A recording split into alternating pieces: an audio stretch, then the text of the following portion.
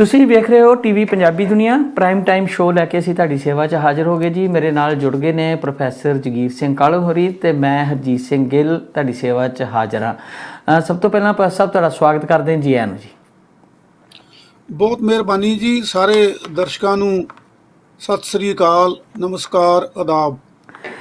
ਬਸ ਸਭ ਤੋਂ ਪਹਿਲਾਂ ਆਪਾਂ ਪੰਜਾਬ ਜਾਣ ਤੋਂ ਪਹਿਲਾਂ ਮੈਂ ਇੱਕ ਦੋ ਗੱਲਾਂ ਤੁਹਾਡੇ ਨਾਲ ਕਰਨੀਆਂ ਚਾਹੁੰਦਾ। ਇੱਕ ਤਾਂ ਜਿਹੜਾ ਕੌਨਵਾਈ ਚੱਲ ਰਹੀ ਸੀਗੀ ਟਰੱਕਰ ਦੀ, ਜਿਹਨੂੰ ਉਹਨਾਂ ਫਰੀडम ਕੌਨਵਾਈ ਕਿਹਾ ਸੀਗਾ, ਟਰੂਡੋ ਸਾਹਿਬ ਨੇ ਸਪਸ਼ਟ ਕਰ ਦਿੱਤਾ। ਵੈਸੇ ਉਹਨਾਂ ਪਹਿਲਾਂ ਵੀ ਕੀਤਾ ਸੀਗਾ ਤੇ ਅੱਜ ਵੀ ਉਹਨਾਂ ਨੇ ਸਪਸ਼ਟ ਕਰਤਾ ਕਿ ਆਪੋ ਆਪਣੇ ਘਰਾਂ ਨੂੰ ਵਾਪਸ ਜਾਓ। ਇਹ ਜੋ ਕੰਮ ਹੈ, ਇਹ ਜਿਹੜਾ ਵੈਕਸੀਨ ਵਾਲਾ ਜਿੱਦਾਂ ਤੁਸੀਂ ਕਹਿ ਰਹੇ ਇੱਦਾਂ ਨਹੀਂ ਪੋਸੀਬਲ, ਕਿਉਂਕਿ ਇਹ ਇਕੱਲੀ ਕੈਨੇਡਾ ਦੀ ਗੱਲ ਨਹੀਂ ਆ, ਨਾਲ ਅਮਰੀਕਾ ਦਾ ਵੀ ਸੇਮ ਜਿਹੜੀ ਇਹ ਕੰਡੀਸ਼ਨ ਹੈ।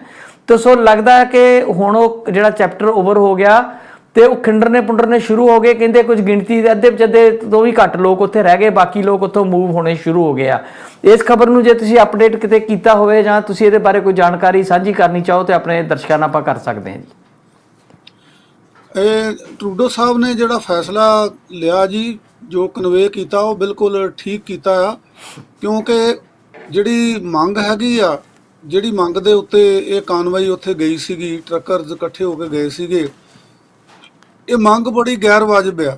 ਗੈਰ ਵਾਜਬ ਤੇ ਗੈਰ ਵਿਗਿਆਨਕ ਤੇ ਮਤਲਬ ਇਹ ਐਂਟੀ ਪੀਪਲ ਵੀ ਆ। ਸੋ ਇਸ ਕਰਕੇ ਇਹ ਜਿਹੜੇ ਰਾਈਟ ਵਿੰਗਰ ਹੈਗੇ ਆ, ਉਹਨਾਂ ਦੀ ਮੰਗ ਹੈਗੀ ਆ। ਔਰ ਇਹ ਸਾਰੀਆਂ ਚੀਜ਼ਾਂ ਦੇ ਨਾਲ ਨਾਲ ਮਨੁੱਖਤਾ ਵਿਰੋਧੀ ਵੀ ਆ, ਹਿਊਮੈਨਿਟੀ ਦੇ ਵਿਰੋਧੀ ਵੀ ਆ। ਸੋ ਇਸ ਕਰਕੇ ਟਰੂਡੋ ਸਾਹਿਬ ਨੇ ਇਹ ਬਿਲਕੁਲ ਸਹੀ ਫੈਸਲਾ ਕੀਤਾ ਔਰ ਠੀਕ ਤਰ੍ਹਾਂ ਉਹਨਾਂ ਨੂੰ ਇਹ ਗੱਲ ਪਹੁੰਚਾ ਦਿੱਤੀ ਆ ਕਿ ਜਿਹੜੀ ਕੱਲੀ ਜੇ ਗਿੱਲ ਸਾਹਿਬ ਅਮਰੀਕਾ ਦੀ ਆਉਣ ਜਾਣ ਦੀ ਵੀ ਗੱਲ ਹੋਵੇ ਜਾਂ ਹੋਰ ਵੀ ਗੱਲ ਹੋਵੇ, ਸਭ ਤੋਂ ਵੱਡੀ ਗੱਲ ਇਹ ਹੈਗੀ ਆ ਕਿ ਇਹ ਮਨੁੱਖੀ ਜਾਨਾਂ ਦਾ ਮਸਲਾ ਆ। ਮਨੁੱਖੀ ਜਾਨਾਂ ਜਿਹੜੀਆਂ ਉਹ ਬਚਾਉਣੀਆਂ ਇਹ ਸਰਕਾਰਾਂ ਦਾ ਫਰਜ਼ ਹੈਗਾ। ਔਰ ਮਨੁੱਖੀ ਜਾਨ ਜਿਹੜੀ ਆ ਉਹ ਕਿਸੇ ਵੀ ਬਿਮਾਰੀ ਦੀ ਦੁਆ ਨਾਲ ਹੀ ਬਚਾਈ ਜਾ ਸਕਦੀ ਆ। ਜਦੋਂ ਕੋਈ ਬਿਮਾਰੀ ਹੁੰਦੀ ਆ ਤਾਂ ਉਹਦੇ ਲਈ ਲਾਜ਼ਮੀ ਆ ਕਿ ਉਹਦੀ ਦੁਆ ਕੀਤੀ ਜਾਵੇ। ਔਰ ਇਹ ਜਿਹੜੀ ਵੈਕਸੀਨੇਸ਼ਨ ਆ, ਇਹ ਆਪਣੇ ਕਰੋਨਾ ਜਿਹੜਾ ਆ ਉਹਦੇ ਵੱਖਰੇ ਵੱਖਰੇ ਜਿਹੜੇ ਵੇਰੀਐਂਟ ਆ, ਉਹਨਾਂ ਦੀ ਦੁਆ ਹੈਗੀ ਆ, ਉਹਨਾਂ ਤੋਂ ਬਚਾਅ ਕਰਨ ਦਾ ਇੱਕ ਤਰੀਕਾ ਹੈਗਾ। ਔਰ ਇਹਦੇ 'ਚ ਮੈਂ ਮਹਿਸੂਸ ਕਰਦਾ ਕਿ ਸਾਡੇ ਲਈ ਇੱਕ ਬਹੁਤ ਚੰਗੀ ਗੱਲ ਆ ਕਿ ਟਰੱਕਰ ਜਿਹੜੇ ਹੈਗੇ ਆ, ਟਰੱਕਿੰਗ ਇੰਡਸਟਰੀ ਦੇ ਵਿੱਚ ਪੰਜਾਬੀਆਂ ਦਾ ਬਹੁਤ ਵੱਡਾ ਹਿੱਸਾ, ਇੱਕ ਬਹੁਤ ਵੱਡਾ ਭਾਗ ਜਿਹੜਾ ਉਹ ਪੰਜਾਬੀ ਟਰੱਕਰਜ਼ ਨੇ। ਔਰ ਉਹਨਾਂ ਨੇ ਇਸ ਗੱਲ ਨੂੰ ਠੀਕ ਦਿਸ਼ਾ ਵਿੱਚ ਸਮਝਦੇ ਹੋਏ ਇਸ ਕਾਨਵਾਈ ਦੇ ਵਿੱਚ ਜਾਂ ਕਹਿ ਲਓ ਇਸ ਪ੍ਰੋਟੈਸਟ ਦੇ ਵਿੱਚ ਕੋਈ ਉਹਨਾਂ ਨੇ ਪਾਰਟਿਸਪੇਸ਼ਨ ਨਹੀਂ ਕੀਤੀ। ਕੋਈ ਕਿਤੇ ਏਕਾ ਦੂਕਾ ਹੋ ਗਿਆ ਹੋਵੇ ਆਪਾਂ ਕਹਿ ਨਹੀਂ ਸਕਦੇ, ਪਰ ਸਮੁੱਚੇ ਤੌਰ ਦੇ ਉੱਤੇ ਇਹ ਜਿਹੜੇ ਰਾਈਟ ਵਿੰਗਰ ਹੈਗੇ ਆ ਕੈਨੇਡਾ ਦੇ, ਉਹਨਾਂ ਦਾ ਹੀ ਪ੍ਰੋਟੈਸਟ ਸੀਗਾ। ਔਰ ਚੰਗਾ ਹੋਇਆ ਕਿ ਜਿਵੇਂ ਬੜੀ ਗਿਣਤੀ ਵੱਡੀ ਹੋਣ ਕਰਕੇ ਇਹ ਸੋਚਿਆ ਜਾ ਰਿਹਾ ਸੀਗਾ ਕਿ ਸ਼ਾਇਦ ਇਹ ਲੰਮੇ ਸਮੇਂ 'ਚ ਲਈ ਨਾ ਕਿਤੇ ਇਹ 'ਤੇ ਪ੍ਰੋਟੈਸਟ ਹੋ ਜਾਵੇ, ਉਹ ਗੱਲ ਜਿਹੜੀ ਆ ਉਹ ਟਲ ਗਈ ਲੱਗਦੀ ਹੈ ਜੀ। ਬਿਲਕੁਲ। ਆਪਣੇ ਕਾਲੂ ਸਾਹਿਬ ਕੱਲ ਹਰਿੰਦਰ ਹੁੰਦੜਰੀ ਮੇਰੇ ਨਾਲ ਇਸੇ ਮਾਮਲੇ ਨੂੰ ਡਿਸਕਸ ਕਰ ਰਹੇ ਸੀ ਤੇ ਉਹਦੇ ਵਿੱਚ ਉਹਨਾਂ ਦਾ ਕਹਿਣਾ ਇਹ ਸੀਗਾ ਕਿ ਜਿਹੜਾ ਇਹ ਕੈਪੀਟਲਿਸਟ ਸਮਾਜ ਆ, ਇਹਦੇ ਵਿੱਚ ਜਦੋਂ ਕਦੀ ਇਕਨੋਮਿਕ ਕ੍ਰਾਈਸਿਸ ਆਉਂਦਾ ਆ, ਉਦੋਂ ਇਹ ਲੋਕ ਹਮੇਸ਼ਾ ਸਿਰ ਚੁੱਕਦੇ ਆ ਤੇ ਜਿਹੜੀਆਂ ਇੱਥੋਂ ਦੀਆਂ ਗੌਰਮੈਂਟਸ ਨੇ ਉਹ ਕਿਸੇ ਨਾ ਕਿਸੇ ਤਰੀਕੇ ਟਾਲ ਦਿੰਦੀਆਂ ਨੇ, ਸਮਾਂ ਕੱਢ ਲੈਂਦੀਆਂ ਨੇ। ਚਾਹੀਦਾ ਤੇ ਆ ਕਿ ਜਿਹੜੇ ਇਹੋ ਜਿਹੇ ਨਫ਼ਰਤ ਫੈਲਾਉਣ ਵਾਲੇ ਗਰੁੱਪ ਨੇ, ਅਲਟਰਾ ਐਕਸਟ੍ਰੀਮ ਗਰੁੱਪ ਜਿਨ੍ਹਾਂ ਨੂੰ ਕਹਿ ਸਕਦੇ ਆ, ਜਾਂ ਐਕਸਟ੍ਰੀਮ ਰਾਈਟ ਵਿੰਗ ਨੇ, ਇਹਨਾਂ ਦੇ ਉੱਤੇ ਕੁਝ ਇੱਕ ਲਿਮਿਟੇਸ਼ਨ ਜਿਹੜੀਆਂ, ਚਲੋ ਪੂਰੀ ਪਾਬੰਦੀ ਨਹੀਂ ਲੱਗ ਸਕਦੀ, ਪਰ ਕੁਝ ਇੱਕ ਚੀਜ਼ਾਂ ਜਿਹੜੀਆਂ ਨੇ ਉਹਦਾ ਪਹਿਲਾਂ ਤੋਂ ਹੀ ਪ੍ਰਬੰਧ ਕਰਕੇ ਰੱਖਣਾ ਚਾਹੀਦਾ। ਨਹੀਂ ਤੇ ਕਿਸੇ ਸਮੇਂ ਵੀ ਕੋਈ ਵੱਡੀ ਮੁਸੀਬਤ ਖੜੀ ਹੋ ਸਕਦੀ ਆ। ਕੈਨੇਡਾ ਖਾਸ ਕਰਕੇ ਜਿਹੜਾ ਮੁਲਕ ਆ ਉਹ ਇਮੀਗ੍ਰੈਂਟ ਦਾ ਮੁਲਕ ਆ ਤੇ ਜਿਸ ਤਰੀਕੇ ਨਾਲ ਕੱਲ ਅਸੀਂ ਖਬਰਾਂ ਵੇਖ ਰਹੇ ਸੀਗੇ, ਆਟਵਾ ਦੀ ਹਾਲਤ ਦੇਖ ਰਹੇ ਸੀਗੇ, ਜਿਹੜੇ ਵਾਈਟ ਪੀਪਲ ਨਹੀਂ, ਚਾਹੇ ਉਹ ਬਲੈਕ ਕਮਿਊਨਿਟੀ 'ਚ ਨੇ, ਬਰਾਊਨ ਨੇ ਜਾਂ ਬਾਹਰੋਂ ਆਏ ਕੋਈ ਲੋਕ ਨੇ, ਤੇ ਉਹ ਘਰਾਂ ਤੋਂ ਬਾਹਰ ਨਿਕਲਣ ਤੋਂ ਡਰ ਮਹਿਸੂਸ ਕਰ ਰਹੇ ਸੀ ਤੇ ਕਿਤੇ ਕਿਤੇ ਮਾੜੀ ਮੋਟੀ ਭੰਨ ਤੋੜ ਵੀ ਹੋਈ ਆ, ਨਾਅਰੇਬਾਜ਼ੀ ਵੀ ਹੋਈ ਆ ਤੇ ਲੋਕਾਂ 'ਚ ਇੱਕ ਦਹਿਸ਼ਤ ਦਾ ਮਾਹੌਲ ਸੀਗਾ। ਅਗਰ ਇਸ ਤਰ੍ਹਾਂ ਦੀ ਕੋਈ ਮੂਵਮੈਂਟ ਸਪਰੈਡ ਹੋ ਜਾਂਦੀ ਆ ਤੇ ਫਿਰ ਭਾਰੀ ਜਿਹੜਾ ਵਾ ਉਹ ਸਮਾਜ ਵਿੱਚ ਜਿਹੜਾ ਇੱਕ ਟਕਰਾਅ ਜਿਹੜਾ ਪੈਦਾ ਹੋਣ ਦੀ ਸੰਭਾਵਨਾ ਬਣ ਜਾਂਦੀ ਆ। ਸੋ ਇਹਨਾਂ ਵਾਸਤੇ ਪੇਸ਼ਬੰਦੀ ਜ਼ਰੂਰ ਕੋਈ ਨਾ ਕੋਈ ਸਰਕਾਰਾਂ ਨੂੰ ਪਹਿਲਾਂ ਕਰਨੀ ਚਾਹੀਦੀ ਆ ਕਿ ਇਹੋ ਜਿਹੇ ਲੋਕ ਜਦੋਂ ਸਿਰ ਚੁੱਕਦੇ ਆ ਤੇ ਉਹ ਇਸ ਦਾ ਨਾ ਕਰ ਸਕਣ। ਆਪਾਂ ਇਹ ਮਿਸਾਲ 5 ਮੌਤਾਂ ਹੋ ਗਈਆਂ ਸੀਗੀਆਂ ਵਾਈਟ ਹਾਊਸ ਦੇ ਵਿੱਚ ਜਦੋਂ ਟਰੰਪ ਸਾਹਿਬ ਛੱਡਣਾ ਨਹੀਂ ਸੀ ਚਾਹੁੰਦੇ, ਤੇ ਇਸੇ ਤਰ੍ਹਾਂ ਦੇ ਹਾਲਾਤ ਅਗਰ ਕੈਨੇਡਾ 'ਚ ਵੀ ਬਣਦੇ, ਕੈਨੇਡਾ ਕਹਿੰਦਾ ਕਿ ਨਹੀਂ ਅਮਰੀਕਾ 'ਚ ਪੋਸੀਬਲ ਆ, ਸਾਡਾ ਮੁਲਕ ਬੜਾ ਸ਼ਾਂਤ ਹੈ, ਇੱਥੇ ਇਹੋ ਜਿਹੀ ਗੱਲ ਨਹੀਂ। ਪਰ ਜਦੋਂ ਇਦਾਂ ਦੀ ਕੋਈ ਮੂਵਮੈਂਟ ਉੱਠਦੀ ਆ ਤਾਂ ਫਿਰ ਉਹਦੇ ਅਸਰਾਤ ਜਿਹੜੇ ਆ ਉਹ ਜ਼ਰੂਰ ਕਿਤੇ ਨਾ ਕਿਤੇ ਸਾਡੇ ਵਰਗੇ ਮੁਲਕਾਂ ਤੇ ਵੀ ਪੈਣੇ ਸ਼ੁਰੂ ਹੋ ਜਾਂਦੇ ਆ। ਇਹਦੇ ਲਈ ਕੋਈ ਨਾ ਕੋਈ ਪੇਸ਼ਬੰਦੀ ਜਿਹੜੀ ਆ ਜ਼ਰੂਰ ਕਰਨੀ ਚਾਹੀਦੀ ਆ। ਇਹ ਬਿਲਕੁਲ ਸਹੀ ਗੱਲ ਆ ਜੀ ਕਿ ਇਹ ਕੈਨੇਡਾ ਦੇ ਹੱਕ ਦੇ ਵਿੱਚ ਜਾਂਦੀ ਹੈ ਗੱਲ ਬਈ ਕੈਨੇਡਾ ਜਿਹੜਾ ਉਹ ਮਨੁੱਖੀ ਅਧਿਕਾਰਾਂ ਦਾ ਕਹਿ ਲਓ ਕਿ ਦੁਨੀਆ ਦੇ ਵਿੱਚ ਸਭ ਤੋਂ ਵੱਡਾ ਅਲੰਬਰਦਾਰ ਆ। ਇਹ ਖੂਬੀ ਆ ਕੈਨੇਡਾ ਦੀ ਔਰ ਬੜੀ ਚੰਗੀ ਗੱਲ ਆ ਇਹ। ਕੈਨੇਡਾ ਜਿਹੜਾ ਇਹਨੂੰ ਇਸ ਗੱਲ ਦਾ ਕ੍ਰੈਡਿਟ ਆ। ਪਰ ਜਿਹੜੀ ਖੁੱਲ੍ਹ ਆ ਨਾ ਜੀ, ਖੁੱਲ੍ਹ ਦੇ ਨਾਲ ਨਾਲ ਜਿੱਦਾਂ ਅਸੀਂ ਸ਼ੁਰੂ 'ਚ ਬਚਪਨ ਦੇ ਵਿੱਚ ਸਕੂਲਾਂ 'ਚ ਪੜ੍ਹਦੇ ਆਉਂਦੇ ਆ, ਜਿਹੜੇ ਸਾਨੂੰ ਅਧਿਕਾਰ ਤੇ ਫਰਜ਼ ਜਿਹੜੇ ਆ ਉਹ ਦੱਸੇ ਜਾਂਦੇ ਆ ਭਈ ਅਧਿਕਾਰ ਤੇ ਫਰਜ਼ ਜਿਹੜੇ ਆ ਉਹ ਇੱਕੋ ਸਿੱਕੇ ਦੇ ਦੋ ਪਾਸੇ ਆ। ਅਧਿਕਾਰ ਤੇ ਫਰਜ਼ ਨਾਲੋਂ ਨਾਲ ਚੱਲਦੇ ਆ। ਸੋ ਜਿੱਥੇ ਮਨੁੱਖੀ ਅਧਿਕਾਰ ਦਿੱਤੇ ਗਏ ਆ ਕੈਨੇਡਾ ਦੇ ਵਿੱਚ, ਉੱਥੇ ਨਾਲ ਦੇ ਨਾਲ ਇਸ ਕਿਸਮ ਦੀਆਂ ਪੇਸ਼ਬੰਦੀਆਂ ਜਿਨ੍ਹਾਂ ਦੀ ਤੁਸੀਂ ਗੱਲ ਕੀਤੀ ਆ ਜ਼ਰੂਰ ਹੋਣੀਆਂ ਚਾਹੀਦੀਆਂ ਆ। ਤੇ ਇਹ ਵੀ ਦਾਅਵਾ ਜਿਹੜਾ ਹੈ ਨਾ ਮੇਰੇ ਖਿਆਲ ਦੇ ਵਿੱਚ ਨਹੀਂ ਕਰਨਾ ਚਾਹੀਦਾ ਭਈ ਜਿਹੜੀ ਹੁੱਲੜਬਾਜੀ ਆ ਇਹ ਅਮਰੀਕਾ ਦੇ ਵਿੱਚ ਹੋ ਸਕਦੀ ਆ, ਕੈਨੇਡਾ ਦੇ ਵਿੱਚ ਨਹੀਂ ਹੋ ਸਕਦੀ। ਇਹ ਧਾਰਨਾ ਜਿਹੜੀ ਹੈ ਠੀਕ ਨਹੀਂ ਹੈ, ਕਿਉਂਕਿ ਕੈਨੇਡਾ ਦੇ ਵਿੱਚ ਮੇਰਾ ਖਿਆਲ ਅਮਰੀਕਾ ਨਾਲੋਂ ਵੀ ਜ਼ਿਆਦਾ ਦੇਸ਼ਾਂ ਤੋਂ ਲੋਕ ਆ ਕੇ ਇੱਥੇ ਸੈਟਲ ਹੋਏ ਆ। ਇਸ ਵੇਲੇ ਦੁਨੀਆ ਭਰ ਦੇ ਲੋਕਾਂ ਦੀ ਪਹਿਲੀ ਪਸੰਦ ਜਿਹੜੀ ਆ ਰਹਿਣ ਵਾਸਤੇ ਉਹ ਕੈਨੇਡਾ ਆ। ਤੇ ਜਦੋਂ ਦੁਨੀਆ ਭਰ ਚੋਂ ਲੋਕ ਆਉਂਦੇ ਨੇ ਤਾਂ ਗਿੱਲ ਸਾਹਿਬ ਉਹਦੇ 'ਚ ਹਰ ਕਿਸਮ ਦੇ ਲੋਕ ਆਉਂਦੇ ਨੇ। ਉਹ ਉੱਥੋਂ ਦੀਆਂ ਸਾਰੀਆਂ ਆਪਣੀਆਂ ਚੰਗੀਆਂ ਮਾੜੀਆਂ ਆਦਤਾਂ, ਚੰਗੇ ਮਾੜੇ ਸੁਭਾਅ ਜਿਹੜੇ ਆ ਉਹ ਨਾਲ ਲੈ ਕੇ ਆਉਂਦੇ ਹੈਗੇ ਆ। ਸੋ ਜਿੱਥੇ ਕੈਨੇਡਾ ਮਨੁੱਖੀ ਅਧਿਕਾਰਾਂ ਦਾ ਲੰਬਰਦਾਰ ਆ, ਉੱਥੇ ਇਹ ਜਿਹੜੇ ਟੂ ਮੱਚ ਅਧਿਕਾਰ ਲਏ ਜਾਂਦੇ ਆ ਜਾਂ ਮੰਗੇ ਜਾਂਦੇ ਆ, ਉਹਨਾਂ ਦੀ ਪੇਸ਼ਬੰਦੀ ਕਰਨੀ, ਉਹਨਾਂ ਦਾ ਜਿਹੜਾ ਪ੍ਰਬੰਧ ਕਰਨਾ ਕਿ ਜੇ ਕੋਈ ਇੱਦਾਂ ਦੀ ਗੱਲ ਹੋਵੇ ਤਾਂ ਇਹ ਜ਼ਰੂਰ ਹੋਣਾ ਚਾਹੀਦਾ ਆ। ਔਰ ਇਸ ਗੱਲ 'ਤੇ ਵੀ ਵਿਚਾਰ ਕਰਨਾ ਚਾਹੀਦਾ ਆ ਕਿ ਮਨੁੱਖੀ ਅਧਿਕਾਰ ਜਿਹੜੇ ਆ ਉਹ ਕਿਸ ਹੱਦ ਤੱਕ ਹਨ, ਕਿ ਕਿੱਥੇ ਮਨੁੱਖੀ ਅਧਿਕਾਰ ਸ਼ੁਰੂ ਹੁੰਦੇ ਆ ਤੇ ਕਿੱਥੇ ਜਾ ਕੇ ਖਤਮ ਹੋ ਜਾਂਦੇ ਆ, ਜਾਂ ਕਿੱਥੇ ਇਹ ਸਾਡੀ ਜਿਹੜੀ ਹਿਊਮੈਨਿਟੀ ਆ, ਸਾਡੀ ਜਿਹੜੀ ਵਸੋਂ ਆ, ਸਾਡੇ ਜਿਹੜੇ ਲੋਕ ਆ, ਉਹਨਾਂ ਲਈ ਇਹ ਦਵਾ ਦਾਰੂ ਕਿੱਥੇ ਬਣਦੀ ਆ ਤੇ ਮੁਸੀਬਤ ਕਿੱਥੇ ਬਣਦੀ ਆ। ਇਹ ਲਕੀਰ ਜਿਹੜੀ ਹੈ ਇਹ ਜ਼ਰੂਰ ਖਿੱਚਣੀ ਚਾਹੀਦੀ ਆ। ਔਰ ਤੁਹਾਨੂੰ ਪਤਾ ਕਿ ਦੁਨੀਆ ਭਰ ਦੇ ਵਿੱਚੋਂ ਆਏ ਹੋਏ ਲੋਕਾਂ ਦੇ ਵਿੱਚ ਕੁਝ ਐਕਸਟ੍ਰੀਮਿਸਟ ਗਰੁੱਪਾਂ ਦੇ ਲੋਕ ਵੀ ਇੱਥੇ ਐਂਟਰ ਕਰ ਗਏ ਆ। ਉਹਨਾਂ ਦੀਆਂ ਕਾਰਕਰਦਗੀਆਂ ਵੀ ਸਾਨੂੰ ਪਤਾ ਆ। ਤੁਹਾਨੂੰ ਪਤਾ ਕਿ ਕੈਨੇਡੀਅਨ ਪਾਰਲੀਮੈਂਟ ਜਿਹੜੀ ਫੈਡਰਲ ਪਾਰਲੀਮੈਂਟ ਆ ਸਾਡੀ ਓਟਵਾ ਦੇ ਵਿੱਚ, ਉਹਦੇ ਤੇ ਕੁਝ ਸਾਲ ਪਹਿਲਾਂ ਅਟੈਕ ਵੀ ਹੋ ਗਿਆ ਸੀਗਾ, ਹਮਲਾ ਵੀ ਹੋ ਗਿਆ ਸੀਗਾ।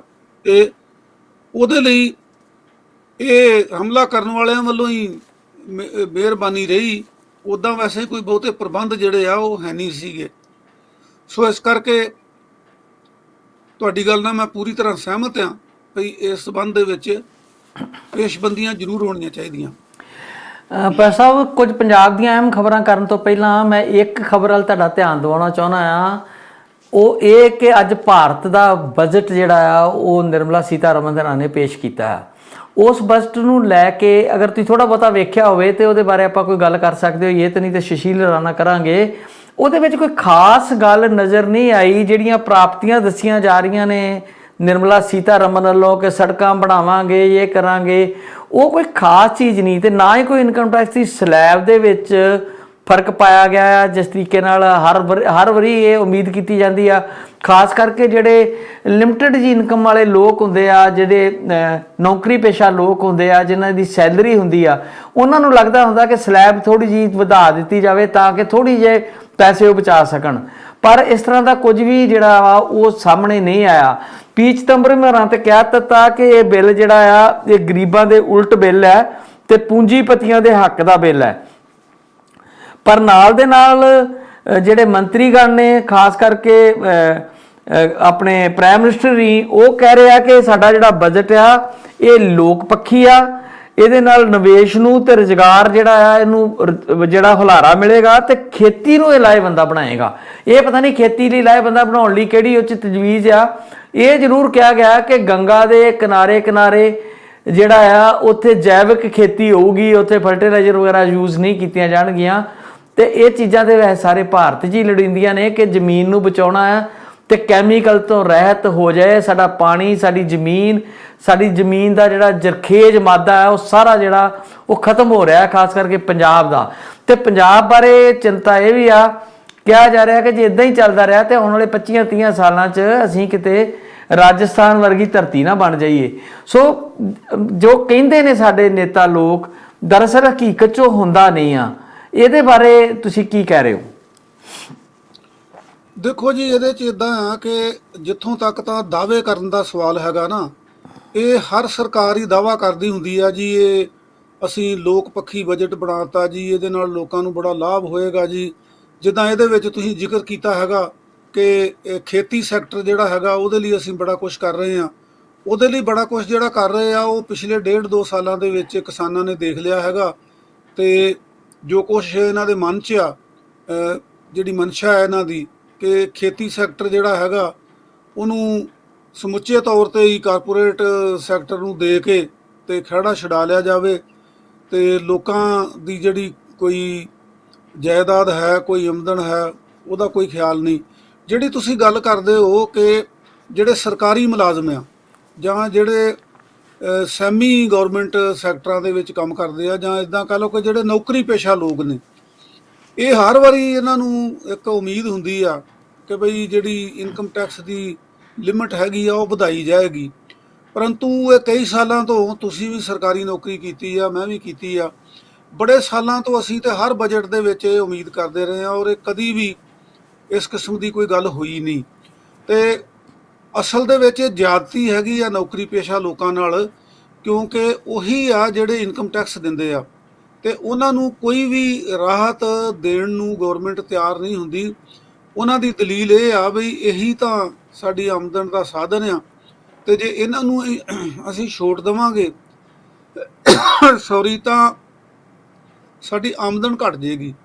ਸੋ ਇਸ ਤਰੀਕੇ ਨਾਲ ਜਿਹੜੀ ਗੰਗਾ ਦੇ ਦੁਆਲੇ ਗੰਗਾ ਦੇ ਨਾਲ ਜੈਵਿਕ ਖੇਤੀ ਕਰਨੀ ਆ, ਇਹਦੀ ਸਮਝ ਨਹੀਂ ਆਈ ਵੀ ਇਹਦਾ ਕੀ ਮਕਸਦ ਹੋ ਸਕਦਾ ਆ।